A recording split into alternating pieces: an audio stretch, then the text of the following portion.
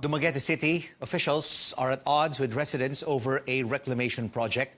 Mayor Felipe Remollo says the deal for the 23 billion peso smart city proposal is not yet final. He urges constituents to wait for the details during consultations. Let's now hear the side of lawyer Golda Benjamin, member of the hashtag No to 174 Reclamation Group. Attorney, thank you so much for joining us on The Final Word. Why do you and other groups oppose this planned 174-hectare reclamation project in Dumaguete City? Thank you, Rico, and maayong gabi from Dumaguete. The people of Dumaguete are opposing this project because we were never consulted about this project, despite the fact that it will irreversibly bury at least 3 marine protected areas. And these marine protected areas, thousands of the poorest of the poor depend on these protected areas for their lives and livelihood, Rico, including our next door neighbors. We were not consulted despite the fact that the quarrying needed to build this island will potentially flatten our mountains. And if they're going to dredge from the sea, the siltation along during the reclamation process will bury corals, not just in Dumaguete, but in neighboring municipalities that are dependent on dive tourism. And Rico, I have a tiny corporate law practice, and I look at this as also a badly negotiated contract. This is what Dumaguete is going to get. Only about 51% of the land, but including the roads and the open spaces. And we have to split it with the Philippine Reclamation Authority, while the private corporation will get 49%. And in terms of sharing in the net shares, we will only get 25%. Attorney? The company will get 75%. And there are also many legal problems with the contract itself, Rico, but I'm sure we can talk about that maybe if we have more time. You know, attorney, critics like yourself disapprove of this deal due to the lack of public consultation and the speed of the venture. What if a public consultation will materialize, according to Mayor Remollo, and it shows that there's no environmental and social impact and more of the economic gains?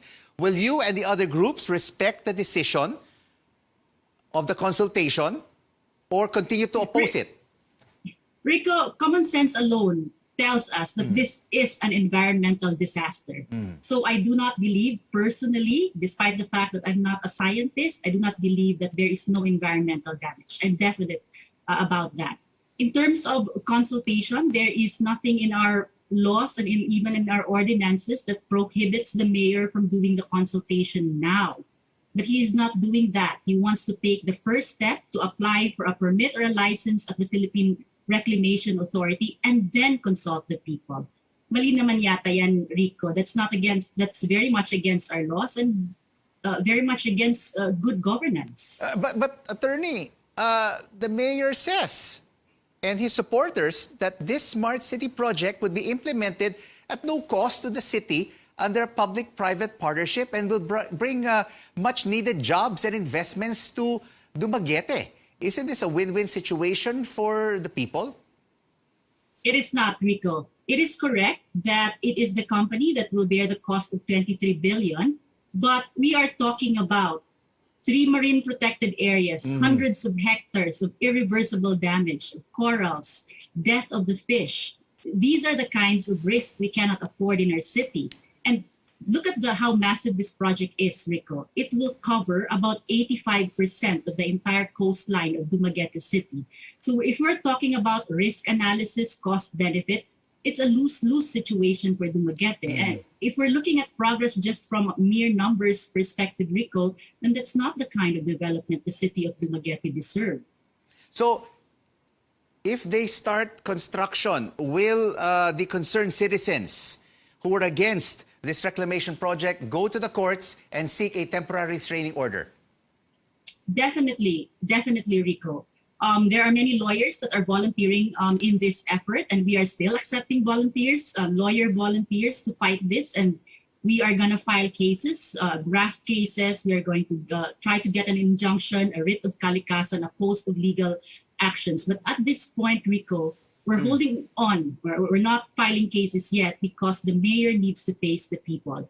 And my fear is that if we file cases now, the mayor will just say, I'm going to stop talking about it. This is sub judice. It's already in the courts. And the mayor, as a servant of the people, have to face the people in and out of court.